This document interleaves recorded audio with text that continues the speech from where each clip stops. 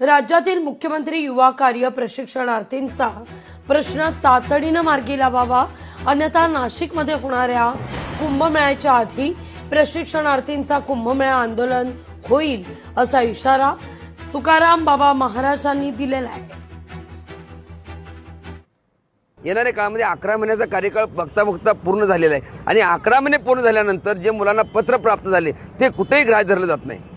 माननीय एकनाथ शिंदे साहेबांनी निवडणुकीपूर्वी जे वचन दिलं होतं की ज्या ठिकाणी जे मुलं काम करतील त्या ठिकाणी 6 महिन्यानंतर ठीक आहे, प्रशिक्षणार्थी म्हणून तुम्ही सांगितलं ना, ठीक आहे, प्रशिक्षणार्थी पण 11 महिन्यानंतर जे पत्र प्राप्त होणार आहे, 11 महिन्यामध्ये तुम्ही सरकारने एवढ्या मुलांना काम दिलं, मग ह्या मुलांना कुठं काम लागणार आहे किंवा त्या पत्राचा वापर कुठं होणार आहे, हे देखील त्या ठिकाणी खूप महत्त्वाची गोष्ट आहे। हे आम्ही विचारण्यासाठी किंवा हे आमचे म्हणणं माननीय एकनाथजी शिंदे साहेबांच्यापाशी मांडण्यासाठी आम्ही माननीय उदय साहेबांना विनंती केली होती, बरेचशे साहेबांना विनंती केली होती, पण अद्याप तब्बल 2 महिन्याचा कार्यकाल उलटून गेलाय, पण आमचा कुठेही विचार ह्या ठिकाणी झालेला नाही।